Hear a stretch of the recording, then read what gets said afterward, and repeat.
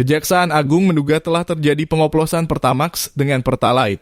Dalam konstruksi kasus dugaan korupsi tata kelola minyak mentah dan produk kilang pada PT Pertamina Subholding dan kontraktor.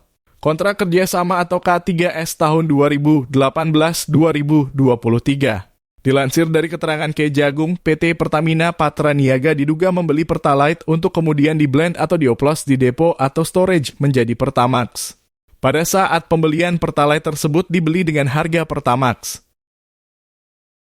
Dalam pengadaan produk kilang oleh PT Pertamina Patra Niaga, tersangka RS melakukan pembelian untuk RON 92. Padahal sebenarnya hanya membeli RON 90 atau lebih rendah kemudian dilakukan blending di storage atau depo untuk menjadi RON 92. Demikian bunyi keterangan Kejagung. Dilansir pada Selasa 25 Februari 2025. Pengoplosan Pertamax dan Pertalite ini dinilai telah melanggar hak-hak para konsumen. Mantan Ketua Komisi Advokasi Badan Perlindungan Konsumen Nasional, Rolas Sitinjak, menyebutkan sesuai Undang-Undang Nomor 8 Tahun 1999 tentang perlindungan konsumen, pihak penjual harus memberikan informasi yang jelas kepada konsumen. Periode 2018 sampai dengan periode 2023, pemenuhan minyak mentah dalam negeri seharusnya wajib mengutamakan pasokan minyak bumi dari dalam negeri. Dan Pertamina wajib mencari pasokan minyak bumi yang berasal dari kontraktor dalam negeri sebelum merencanakan impor minyak bumi sebagaimana diatur dalam pasal 2 dan pasal 3 Peraturan Menteri ESDM nomor 42 tahun 2018 tentang prioritas pemanfaatan minyak bumi untuk pemenuhan kebutuhan di dalam negeri.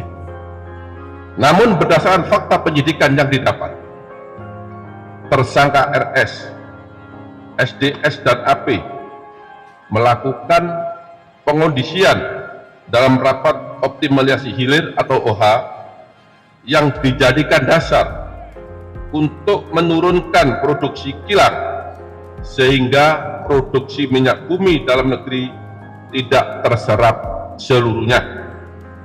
Dan pada akhirnya pemenuhan minyak mentah maupun produk kilang dilakukan dengan cara impor.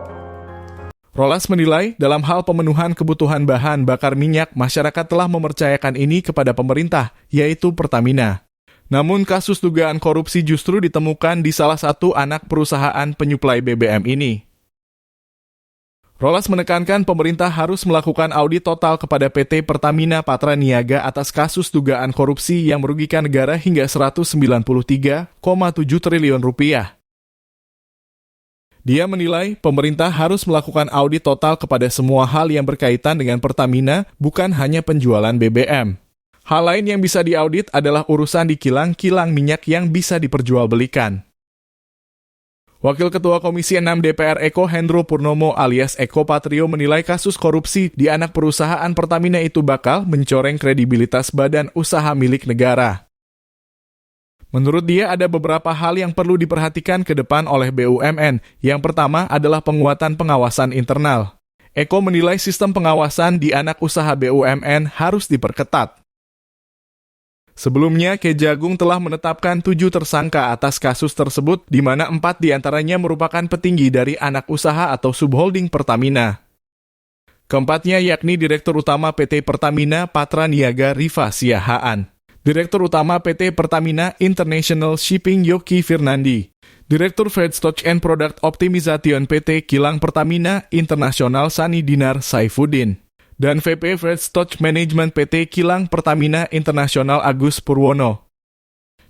Sedangkan 3 broker yang menjadi tersangka yakni MKAR selaku beneficial owner PT Navigator Khatulistiwa, DW selaku komisaris PT Navigator Khatulistiwa sekaligus komisaris PT Jenggala Maritim, dan GRJ selaku komisaris PT Jenggala Maritim dan Direktur Utama PT Orbit Terminal Merak.